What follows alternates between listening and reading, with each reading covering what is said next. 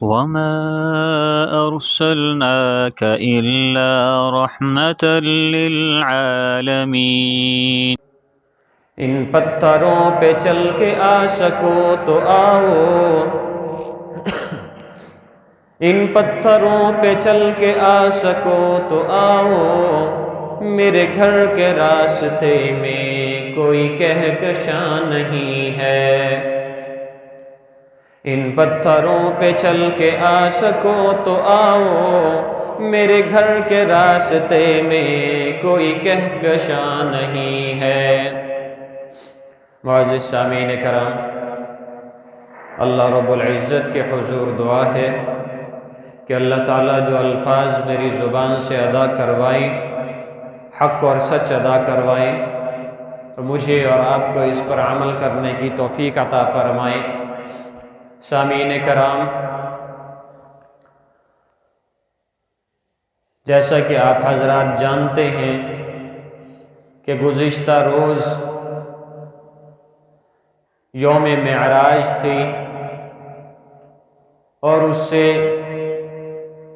پچھلی شب معراج تھی۔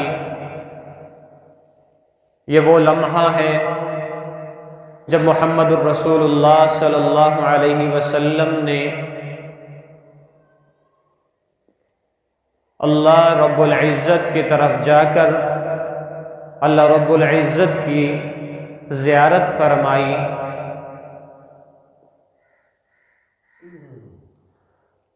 ایک ایسا وقت جب آپ صلی اللہ علیہ وسلم تکلیفوں میں گھرے تھے، آپ صلی اللہ علیہ وسلم نے 10 سال نبوی ایسے گزارے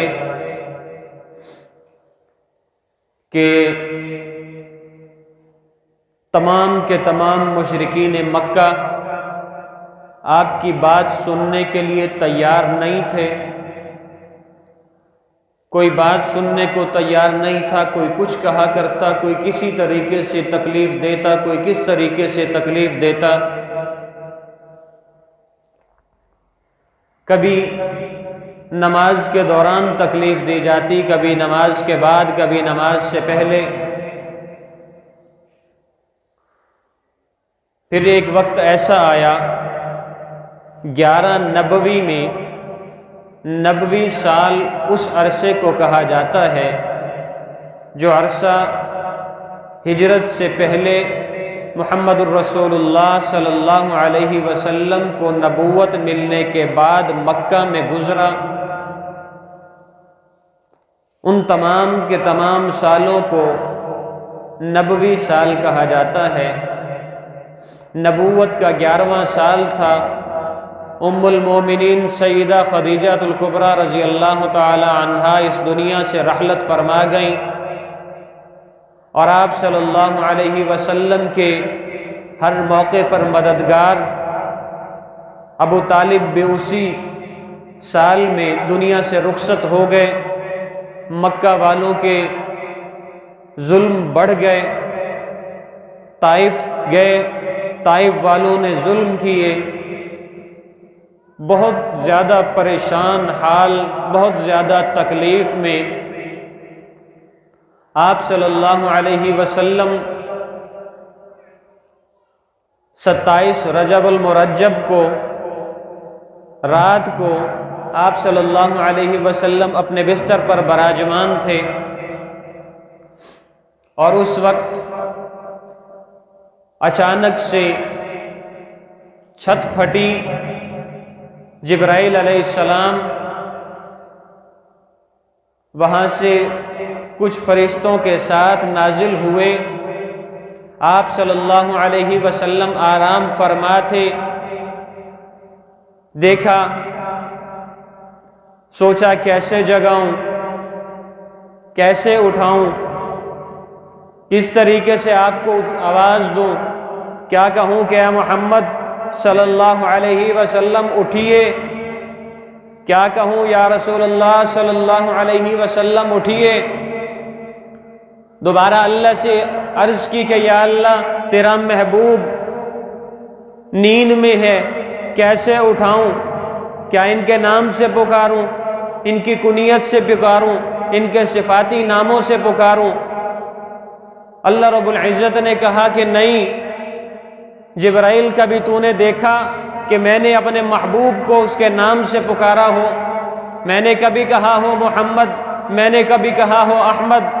میں نے تو ہمیشہ کبھی یاسین کہا، کبھی طٰہٰ کہا، کبھی مزمل کہا، کبھی مدثر کہا، کبھی مصطفیٰ کہا، کبھی مجتبیٰ کہا، میں نے تو آج تک اپنے محبوب کا نام نہیں لیا۔ اے جبرائیل، تو کیا چاہتا ہے کہ تو میرے محبوب کا نام لے کر اسے جگائے؟ نہیں جبرائیل، ایسا نہ کر، اسے کسی نام سے نہ پکار، میرا محبوب ہے، تجھے میں نے کافوری لب دیے، اپنے کافوری لب میرے محبوب کے پیر کے تلووں پر لگا، وہ اٹھ جائے گا۔ اپنے کافوری لب میرے محبوب کے پیروں کے تلووں پر لگا، بوسہ لے، وہ اٹھ جائے گا۔ میں اپنے تخیل میں یہ کہنا چاہوں گا کہ میں نے جبرائیل سے سوال کیا کہ اے جبرائیل، تو یہ بتا کہ تو نے جنت دیکھی، تو نے جنت کے نظارے دیکھے، تو نے جنت کے باغ دیکھے، تو نے جنت کی حوروں کو دیکھا، تو نے جنت کے غلماں کو دیکھا، تو نے اللہ کے نوروں کو دیکھا، تو نے ساتوں آسمانوں کو دیکھا، تو نے آدم کو دیکھا، تو نے حوا کو دیکھا، تو نے عیسیٰ کو دیکھا، تو نے یحییٰ کو دیکھا، تو نے زکریا کو دیکھا، تو نے دنیا و ما فیہا کے ہر کونے کو دیکھا، بتا تجھے لذت کس چیز میں محسوس ہوئی؟ تو جبرائیل علیہ السلام نے کہا کہ ہاں میں سچ کہتا ہوں، ہاں تو سچ کہتا ہے کہ میں نے جنت کو دیکھا، جنت کی گلیوں کو کلیوں کو دیکھا، میں نے جنت کے درختوں کو، پھولوں کو، پھلوں کو دیکھا، میں نے جنت کی ہر کونے کو دیکھا، میں نے ساتوں آسمانوں کو دیکھا، آدم سے لے کر عیسیٰ کو دیکھا، عیسیٰ کے بعد میں نے دنیا کے ہر کونے کو دیکھا، ہر نبی کو دیکھا، مگر وہ لذت میں نے کہیں نہیں دیکھی جو محمد کے تلووں میں دیکھی۔ اللہ رب العزت نے محمد الرسول اللہ صلی اللہ علیہ وسلم کو جبرائیل کو حکم دیا کہ بوسہ دے اور جگا میرے محبوب کو۔ جبرائیل علیہ السلام نے اپنے کافوری لب محمد الرسول اللہ صلی اللہ علیہ وسلم کے قدموں کے ساتھ جیسے ہی لگائے، بوسہ دیا، آپ صلی اللہ علیہ وسلم کی آنکھ کھلی۔ پوچھا جبرائیل کیسے آنا ہوا، آواز کیوں نہ دی؟ کہنے لگے کہ اللہ کا حکم تھا کہ قدموں کو چوم کر میرے محبوب کو جگا۔ پوچھا جبرائیل کیسے آنا ہوا، آج اچانک کیسے؟ تو جبرائیل علیہ السلام نے اللہ کا حکم سنایا کہ اللہ نے آپ کو آب زمزم کے کنویں پر لے جانے کا حکم دیا ہے۔ جبرائیل علیہ السلام ان فرشتوں کے ساتھ محمد الرسول اللہ صلی اللہ علیہ وسلم کو اس کنویں پر لے کر گئے، آب زمزم پر، اور وہاں جا کر آپ صلی اللہ علیہ وسلم کے سینہ مبارک کو چاک کیا، اس میں سے دل نکالا، دل کو آب زمزم سے دھویا، دھو کر اس میں ایمان و نورانیت کو بھر دیا، ایمان و حکمت کو بھر دیا، اور اس کے بعد دوبارہ وہ واپس رکھا گیا۔ اور جب واپس رکھا تو دوبارہ سینے کو اسی حالت میں اللہ رب العزت نے اپنی حکمت کے ساتھ کر دیا، اور دونوں کندھوں کے درمیان مہر نبوت لگائی گئی، اور اس کے بعد محمد الرسول اللہ صلی اللہ علیہ وسلم کو اللہ رب العزت کے حکم کے مطابق جگایا گیا، اٹھایا گیا، اور جنت کی ایک سواری براق کو لایا گیا، اور براق پر محمد الرسول اللہ صلی اللہ علیہ وسلم کو سوار کرنے کے لیے اسے قریب کیا۔ جیسے ہی قریب کیا اور آپ سے جبرائیل علیہ السلام نے فرمایا کہ یا رسول اللہ صلی اللہ علیہ وسلم آئیے براق پر سوار ہو جائیے۔ براق نے دیکھا کہ محبوب کبریا صلی اللہ علیہ وسلم آج مجھ پر سوار ہونے لگے ہیں، وہ خوشی سے جھوم اٹھا۔ حضرت جبرائیل علیہ السلام نے کہا کہ رک، دیکھتا نہیں کہ محمد صلی اللہ علیہ وسلم تیری پیٹھ پر بیٹھنے والے ہیں؟ محمد الرسول اللہ صلی اللہ علیہ وسلم براق کی پیٹھ پر بیٹھے اور براق اڑ پڑا، دوڑا، راستے میں محمد الرسول اللہ صلی اللہ علیہ وسلم کو ایک بہت ہی ضعیف عورت ملی. اس نے آواز دی. آپ صلی اللہ علیہ وسلم ابھی متوجہ ہوئے ہی تھے کہ جبرائیل نے کہا کہ یا رسول اللہ رکیے مت، چلیے. آگے بڑھ گئے. آپ نے پوچھا کہ جبرائیل تو نے روکا کیوں؟ جواب ملا کہ میں نے اس وجہ سے روکا کہ یہ بوڑھی عورت دنیا ہے، دنیا کی محبت ہے، اگر اس میں پڑ گئے، اس نے اپنی طرف کھینچ لیا تو آپ دنیا میں مگن ہو جائیں گے، آپ کی امت بھی اس دنیا میں مگن ہو جائے گی. اس وجہ سے اس طرف جانے سے روکا. آگے گئے، بیت المقدس تک لے کر گئی وہ سواری، اور بیت المقدس میں جانے سے پہلے جبرائیل علیہ السلام نے ایک دودھ کا پیالہ دیا، ایک شراب کا پیالہ دیا اور ایک پانی کا پیالہ دیا. آپ صلی اللہ علیہ وسلم نے دودھ کا پیالہ لیا اور پی لیا. جبرائیل علیہ السلام نے عرض کی کہ یا رسول اللہ اگر آپ پانی کا پیالہ پی لیتے تو آپ کی ساری دنیا پانی میں ڈوب جاتی، آپ کی ساری امت پانی میں ڈوب جاتی. اگر آپ شراب کا پیالہ پیتے تو آپ کی ساری امت بہک جاتی. آپ نے دودھ کا پیالہ پیا، آپ کی امت اللہ نے قبول کر لی. اس کے بعد جبرائیل علیہ السلام محمد الرسول اللہ صلی اللہ علیہ وسلم کو لے کر مسجد اقصی میں داخل ہوئے. وہاں پر تمام کے تمام انبیاء علیہ السلام صفیں بنائے ہوئے تھے اور فرشتے بھی صفیں بنائے ہوئے تھے. 1,24,000 کم و بیش انبیاء علیہ السلام ان صفوں میں موجود تھے. مصلی امامت خالی تھا، انبیاء کے پیچھے فرشتے صفوں میں موجود تھے. جبرائیل علیہ السلام نے اللہ کے حکم کے مطابق محمد الرسول اللہ صلی اللہ علیہ وسلم سے عرض کی کہ یا رسول اللہ صلی اللہ علیہ وسلم آپ امامت کروائیے، آپ کے اقتداء میں تمام کے تمام انبیاء اور فرشتے نماز پڑھیں گے. نمازی پہلے موجود تھے. امام کبریا صلی اللہ علیہ وسلم، امام الانبیاء علیہ السلام بعد میں تشریف لے آئے. یہاں پہ ایک مسئلے کی بھی سمجھ آتی ہے کہ اللہ رب العزت نے جو ترتیب امام اور مقتدی کی رکھی، مقتدیوں کو پہلے صفوں میں آنے کے لیے حکم دیا، امام کو آخر میں آنے کے لیے حکم دیا. آج ہم اپنی دنیا کو پلٹ رہے ہیں، آج ہم نے اپنے سارے معاملات الٹے کر لیے، جس کی وجہ سے پریشانیوں نے ہمیں آ گھیرا ہے. حکم یہ ہے کہ پہلے نمازی آئے گا، پہلے مقتدی آئے گا، پہلے اقتداء کرنے والا آئے گا، پہلے صفیں بنائی جائیں گی، بعد میں امام آئے گا اور نماز پڑھائی جائے گی. حکم تو یہ تھا، مگر ہم نے اسے الٹ کر دیا. ہم نے پہلے امام کو بلا لیا کہ امام مصلی پر ہوگا تو ہم پیچھے سے نماز کے لیے آئیں گے. امام مصلی پر ہوگا، ابھی امام امامت کے لیے کھڑا ہوتا ہے، ہم دوڑے ہوئے مسجد کی صفوں میں گھسیں گے. امام تکبیر اولیٰ کہہ لیتا ہے، ہم دوڑے ہوئے تکبیر اولیٰ کے پیچھے بھاگیں گے.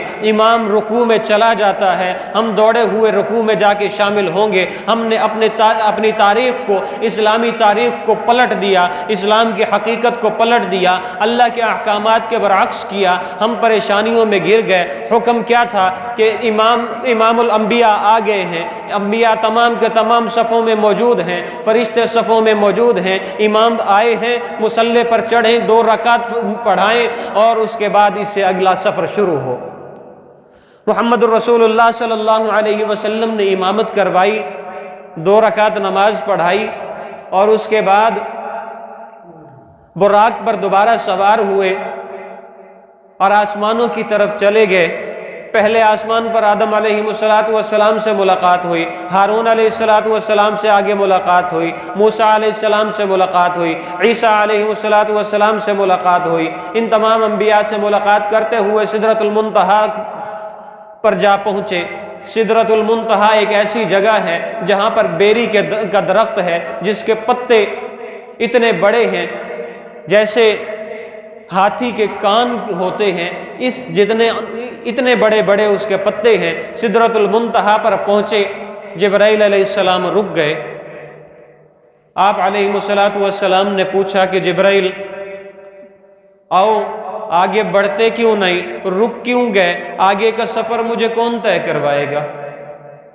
جبرائیل نے جواب دیا کہ اللہ کے رسول، اے اللہ کے محبوب، آپ کو میں نے نیند سے بیدار کیا، آپ کو آب زمزم کے کنویں پر لے کر گیا، آپ کے دل کو آب زمزم سے دھویا، اس میں نور اور حکمت و ایمان بھر دیا، اس کے بعد میں آپ کو لے کر بیت المقدس تک گیا، اس کے بعد بیت المقدس سے لے کر میں 7 آسمان کراس کر کے آپ کو یہاں تک لے کر آیا۔ اب میری منزل ختم ہو گئی، میری منزل یہاں سے آگے نہیں، اگر میں اس سے آگے آپ کے ساتھ جاتا ہوں تو میرے پر جل جائیں گے، لہٰذا اس سے آگے میں نہیں جا سکتا، اس سے آگے میرے محبوب آپ نے خود سفر طے کرنا ہے۔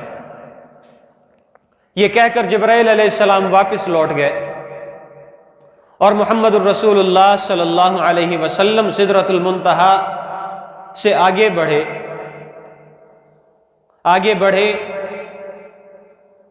اور آگے انہیں بڑی ہی مانوس قسم کی سازوں کی آواز آئی۔ وہ جو مانوس آواز تھی، جو ساز بج رہے تھے، وہ تقدیر لکھنے والے قلم چل رہے تھے، ان قلم چلنے کی جو آواز تھی وہ بڑی مانوس کن میوزک کی طرح سنائی دے رہی تھی۔ وہ میوزک جو اللہ رب العزت کے حکم پر تقدیر لکھنے والوں نے تقدیر لکھنے کے لیے استعمال کیے، قلم چلائے، اس قلم سے جو آواز نکلی وہ مانوس کن آواز محمد الرسول اللہ صلی اللہ علیہ وسلم نے سنی اور محسوس کیا کہ یہاں کوئی کام ہو رہا ہے۔ بعد میں پتہ چلا کہ یہاں پر تقدیر لکھنے والے تقدیر لکھ رہے ہیں، اور یہ جو آوازیں ہیں تقدیر لکھنے والے کی جو قلم چلتی ہے، ان قلموں کی آوازیں آپ صلی اللہ علیہ وسلم نے سنی۔ آپ صلی اللہ علیہ وسلم اللہ کے حضور حاضر ہوئے۔ اللہ نے آپ صلی اللہ علیہ وسلم سے فرمایا کہ میرے محبوب آپ آئے، آپ کو میں نے بلوایا، آپ سو رہے تھے، میں نے جگایا، وہاں سے لے کر آئے، جبرائیل لے کر آئے، آب زمزم دکھایا، امامت کروائی، امامت کے بعد میں نے آدم سے ملوایا، عیسیٰ سے ملوایا، ہارون سے ملوایا، موسیٰ سے ملوایا، وہاں سے آگے سدرۃ المنتہا تک پہنچے، سدرۃ المنتہا کراس کیا، آگے بڑھے اور میرے روبرو آ کر بیٹھے، بتاؤ میرے لیے کیا لائے ہو؟ بتاؤ، دنیا اتنی دور سے میں نے آپ کو بلوایا، آپ آئے میرے پاس، میرے لیے کیا لائے ہو؟ جیسے کوئی مہمان کسی کے گھر جاتا ہے نا، تو ہماری کوشش ہوتی ہے کہ خالی ہاتھ نہ جائے۔ اگر میں کسی کے گھر جاتا ہوں تو یہ کوشش کروں گا کہ مہمان بن کے جا رہا ہوں، خالی ہاتھ نہ جاؤں، میں کوئی تحفہ لے کر جاؤں، کوئی مٹھائی کا ڈبہ لے کر جاؤں، کوئی پھل فروٹ لے کر جاؤں، خالی ہاتھ اچھا نہیں لگتا۔ جب محمد الرسول اللہ صلی اللہ علیہ وسلم اتنے لمبے سفر سے اللہ رب العزت کے حضور پیش ہوئے تو اللہ نے کیا پوچھا؟ میرے محبوب اتنا لمبا سفر طے کر کے آئے، کیا لائے؟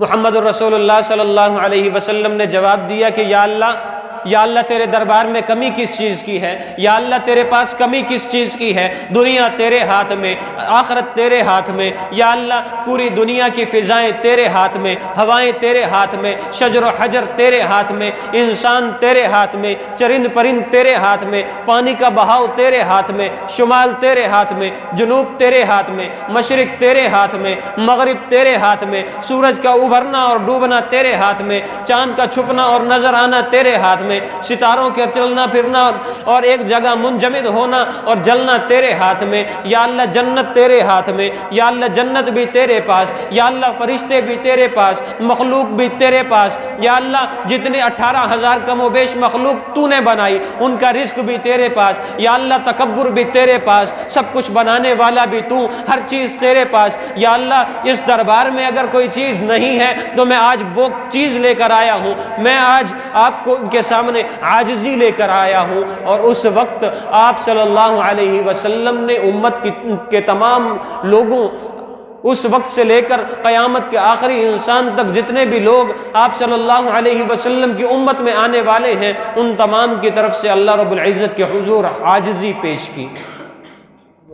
عاجزی کیا ہے؟ عاجزی کیا ہے؟ اللہ رب العزت کے سامنے آپ صلی اللہ علیہ وسلم نے عاجزی یہ پیش کی۔ ہم نماز میں پڑھتے ہیں نا، التحیات میں بیٹھتے ہیں، یہ التحیات میں بیٹھنا میرا اور تیرا نہیں ہے، یہ التحیات میں بیٹھنا محمد الرسول اللہ صلی اللہ علیہ وسلم کا ہے۔